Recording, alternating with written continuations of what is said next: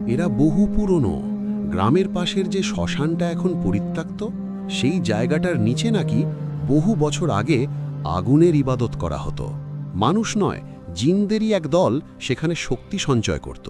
শীত এলেই তারা দুর্বল মানুষের মধ্যে প্রবেশ করে। তিনি আমাকে বললেন, ওরা আমাকে বেছে নিয়েছে কারণ আমি দেখেছি আর ভয় পাইনি।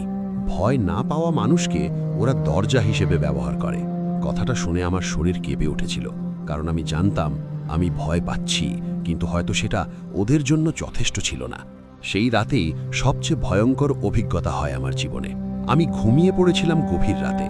হঠাৎ অনুভব করলাম আমি জেগে আছি, কিন্তু নড়তে পারছি না। চারপাশে অন্ধকার, শুধু দুয়ে কোথাও লালচে আলো। মনে হলো আমি একটা বিশাল মাঠে দাঁড়িয়ে আছি। চারদিকে বরফ, মাঝখানে একটা আগুন জ্বলছে। আগুন না, আলো। সেই আলোর ভেতর থেকে ছায়ার মতো কয়েকটা অবয়ব বেরিয়ে এলো।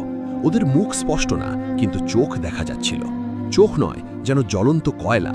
তারা কথা বলছিল না মুখ দিয়ে, কথা সরাসরি মাথার ভেতর ঢুকে যাচ্ছিল। তারা বলছিল, শীত মানুষকে দুর্বল করে, আর দুর্বলতা থেকেই জন্ম নেয় ভয়। ভয় থেকেই আগুন, সেই আগুনই তাদের খাবার। আমি চিৎকার করতে চেয়েছিলাম, কিন্তু গলা দিয়ে শব্দ বেরোয়নি। ঠিক তখনই তারা আমাকে দেখালো গ্রামটার দৃশ্য।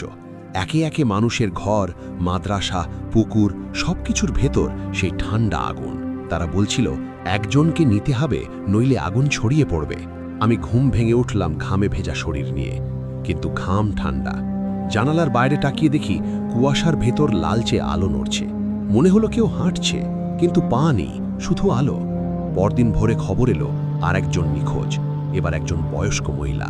তার ঘরে কোনো আগুনের চিহ্ন নেই, কিন্তু বিছানার ওপর পোড়া হাতের ছাপ। গ্রাম জুড়ে কান্না শুরু হয়ে গেল। সবাই বুঝে গিয়েছিল এটা আর কাকতল নয়। আলাউদ্দিন হুজুর তখন সিদ্ধান্ত নিলেন, এই আগুনকে থামাতে হবে। তিনি কয়েকজন আলেমকে ডাকালেন। তারা রাতে মাদ্রাসায় জড়ো হলেন। চারদিকে কোরআনের তিলাওয়াত শুরু হলো। বাতাস ভারী হয়ে উঠল। কুয়াশার মধ্যে হঠাৎ আগুনের রেখা দেখা গেল, মাদ্রাসার চারপাশে ঘুরছে। ঠিক তখনই আমার শরীর আবার জমে গেল। মনে হলো বুকের ভেতর কেউ হাত ঢুকিয়ে দিচ্ছে। আমার মুখ দিয়ে অজান্তেই একটা কণ্ঠ বেরিয়ে এলো।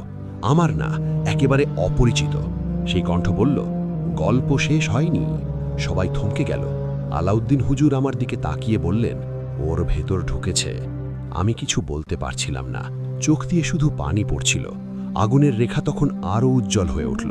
মনে হলো পুরো মাদ্রাসা জ্বলছে, কিন্তু তাপ নেই। ঠান্ডা বাতাসে দাঁত কাঁপছিল। হুজুররা দোয়া পড়তে লাগলেন। শব্দ বাড়তে থাকল।